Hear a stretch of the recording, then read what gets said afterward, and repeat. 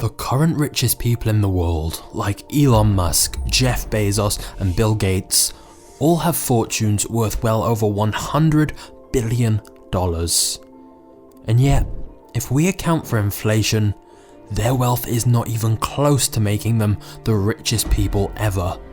So today, we're delving into the past to explore the richest people in history and how they made their unthinkably large fortunes. And we start with number 1, John D Rockefeller, the oil magnate that's widely considered the richest self-made man in modern history, with an approximate net worth of around $400 billion in today's money, even after giving a substantial amount of his fortune away. And yet, he started from very humble beginnings. John D Rockefeller was born into a large family with a father who was frequently absent and was regarded as a con man who sold worthless potions. So from a young age, John needed to help provide for the family and took on odd jobs like looking after the neighbors' turkeys or selling potatoes and candy. Even though these things didn't pay a lot, John was really good at them and worked really hard, so he was able to save enough money to start offering small loans to other people. So even as a young boy, that entrepreneurial instinct was there. But when he turned 16, he dropped out of school and got his first real job as a bookkeeper, earning just 50 cents a day. However, after working there for around 2 years, his employers still refused to give him a meaningful raise, and so he decided to start his own produce business, as he had a goal to make $100,000, and he knew he'd need to build something of his own to reach that target. Luckily, this first job had already taught him a lot and gave him the experience, connections and reputation to raise $4,000 for starting his own venture, a business selling goods like meat, hay and grain, which did well. In the first year of trading, it made almost $500,000. Of course, Rockefeller didn't keep all of that himself. A lot of it went back into business expenses and loans, but it meant when a big opportunity arose, Rockefeller now had some real money to invest. And that opportunity was oil. In 1859, the first American oil well was discovered, which began the Pennsylvania oil rush. However, Rockefeller realized that whilst most people were trying to get rich from drilling oil, the bigger profits were actually in oil refinery. So, at just 24 years old, he used the money from his first business to build an oil refinery. Now, around this time, he met a man named Henry Flagler, who was interested in investing in his business. And so, together, they incorporated the Standard Oil Company and began the process of buying out all the smaller, nearby oil refineries that they were in competition with. Whenever any of these refineries refused to sell their business to him, he simply started selling his oil at a loss, so that all their customers flocked to him instead, which would put these smaller companies out of business. These kind of practices allowed the Standard Oil Company to keep expanding across the entire country. They kept buying out rivals, undercutting competitors, and cutting costs wherever possible. The more they grew, the more negotiating power they had, so they could push for better rates and prices and discounts on everything. Rockefeller was also known for some secret shady deals, and so, with all of these factors combined, by the 1870s, Rockefeller's oil company owned 90% of the world's oil refining industry. He also hired the owners of the oil refineries he bought as board trustees, which meant that all the smartest oil experts were all working within one super company, with Rockefeller at the head of it. He owned 20,000 oil wells, had over 100,000 employees, and at the very peak, some estimate its total value would today have been worth almost $1 trillion. This kind of empire was pretty unheard of, but Rockefeller wasn't done yet. At this point in time, the two biggest industries were oil and railroads. So Rockefeller set out to do a similar thing he'd just done with oil, with railroads. However, as he began monopolizing another industry, he also began to become a bit of a public enemy. He was depicted as the ultimate symbol of corporate greed and cruelty. In response to Rockefeller's ever-growing empire, legislation was passed to try and prevent these kind of monopolies. In particular, the Sherman Antitrust Act was passed, which would lead to the breakup of Standard Oil into different subsidiaries. Except, over time, many of these subsidiaries would simply merge back together and are still around to this day, such as BP and Chevron. And since Rockefeller kept his share in all those companies even after they split up, it meant that at the time of his death, he was still the richest person in the world, and likely the richest self-made man in all of modern history. Now, what should we actually think about John D. Rockefeller? On the one hand, he made oil an affordable commodity and brought it to the masses. He went from nothing to building a business empire that may never be matched again. He gave around $540 million to charitable causes, which, when you adjust for inflation, makes him one of the most accomplished philanthropists ever. However, on the other hand, Rockefeller was a greedy, ruthless tyrant of business who often bullied, extorted, and exploited others on his merciless path to dominance, especially the tactics used to crush the competition. Biographer Ron Chernow argues his good side was every bit as good as his bad side was bad. Seldom has history produced such a contradictory figure. But what's undeniable is he will always be remembered for his insanely vast fortune and the impact he had. But wait, we now need to travel back in time even further, to someone who was arguably much richer than Rockefeller, and yet many people have never heard of him. However, quick side note before that, the further back in history we go, the harder it is to definitively rank wealth. When we're talking about modern history, it's a lot easier. For example, we can say with a good level of certainty that Andrew Carnegie had an empire worth around $310 billion, as he founded the Carnegie Steel Company, which later became US Steel, the first billion-dollar company in the world. We also know that Henry Ford had an empire worth around $200 billion when he died in 1947, because he founded Ford Motor Company and pioneered assembly line mass production. And so with businessmen like that, it's much easier to calculate their wealth. But once we start talking about the value of owning countries and land, things get a little blurrier. Even in present day, some people would disagree with the Forbes rich list that puts Elon Musk and Jeff Bezos as the richest people in the world. It's been argued that someone like Vladimir Putin may be the real wealthiest person alive today. It's just difficult to verify exactly what he owns. So, bearing all of that in mind, let's go back to our list of the richest people in history and venture all the way back to the 14th century, where we find Mansa Musa, considered by many historians as the richest human to ever live.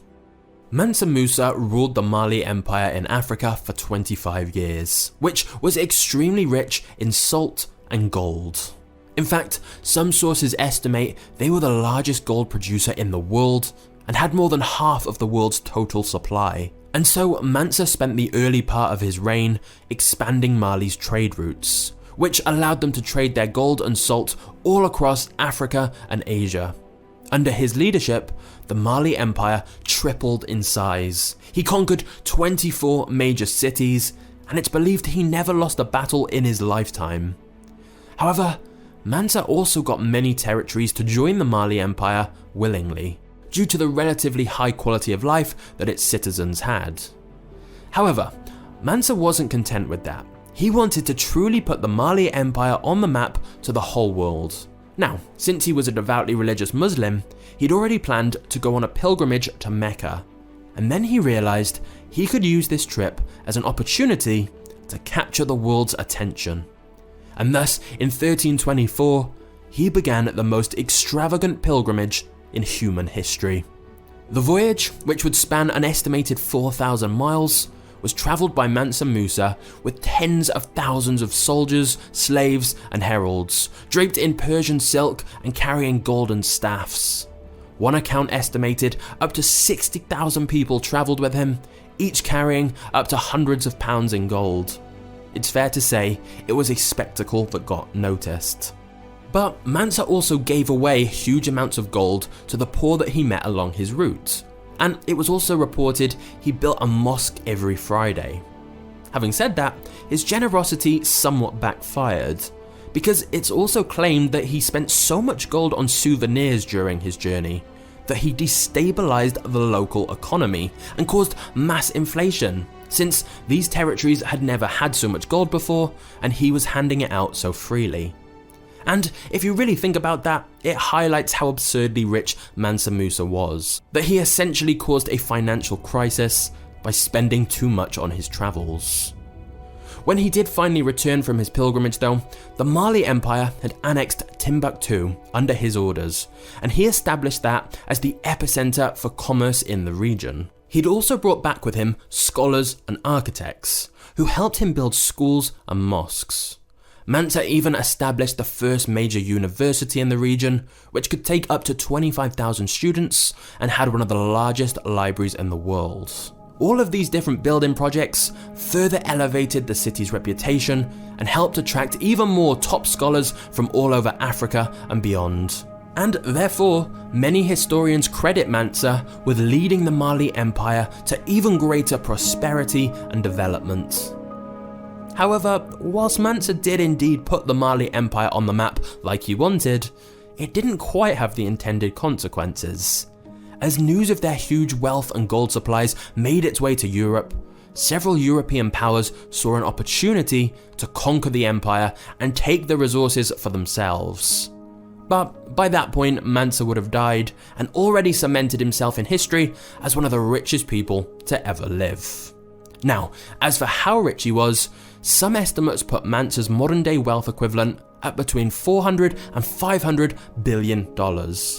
But remember, it's extremely difficult to accurately compare today's money with a fortune that was built on salt, gold, and territory. So, I guess you could say, take this estimate with a very big pinch of salt. However, because historians can't quite agree on how to compare wealth from so many centuries ago, that means the title of the richest person ever is still up for debate.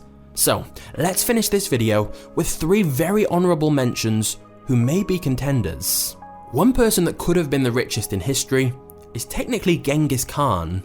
The fearsome Mongol leader conquered a mind-blowing 12 million square miles of land between 1206 and his death in 1227, more than anyone else in history. As he conquered all of these different kingdoms, he also took their wealth and possessions, which, combined with the value of the land that he took, would arguably have been worth trillions of dollars. Or, in other words, incomprehensibly large amounts that's difficult to even quantify. It's an extremely brutal way to build your fortune, but it was certainly effective. Another candidate for the richest person in history is Jakob Fugger, also known as Jakob Fugger the Rich. And you don't get a name like that without having a pretty giant fortune. In fact, if you took Europe's entire economic output at the time Jakob was alive, he owned 2.2% of all of that, of the entire continent. Now, Jakob was the 10th of 11 children, but would go on to become a banker who financed kings, explorers, and religious leaders. What's crucial here though, is that before Fugger came along, Christians could not legally charge interest on loans. But he managed to convince the Pope to change this, and then profited from that rule change immensely. In a biography written about him, the author explains that Fugger just seemed to have a gift for making money and spotting opportunities, especially when it came to business and investments. For example, when the Archduke of Austria desperately needed a loan, Fugger decided to offer it when no other banker would, and it paid off big time. He also had a great talent for convincing other people to lend him money so that he could invest it and turn it into a much bigger profit. He was undeniably very strategic and shrewd, and built a fortune that would today be worth an estimated $400 billion. But now it's time for one final candidate for the richest person ever, and that is Caesar Augustus, the first Roman emperor, reigning from 27 BC until his death in 14 AD. Time magazine once estimated his equivalent net worth today as being $4.6 trillion, because he personally owned all of Egypt. But again, going back this far in time, it's virtually impossible to put an accurate number on his wealth. So we can't say for certain who takes the title of the richest person ever, but we can definitively say that all of these names mentioned in this video had obscene levels of wealth and were amongst the wealthiest humans to ever live, with fortunes far bigger than Jeff Bezos or Elon Musk. At least for now. Of course, both of these men are still working and growing their business empires, so if either of them have some more major breakthroughs, like colonizing Mars, then who knows how vast their fortunes may become. But now a question for you. What are your thoughts on all of these incredibly wealthy historical figures? I know for some people, hearing about wealth can be kind of motivating, whereas for other people, it can just seem really unfair. But if you do feel that way, then it's worth remembering that the fact you have access to antibiotics, electricity, internet, and so on means that in many ways, your quality of life is greater than some of the richest kings, emperors, and business magnates in history that we've just heard about.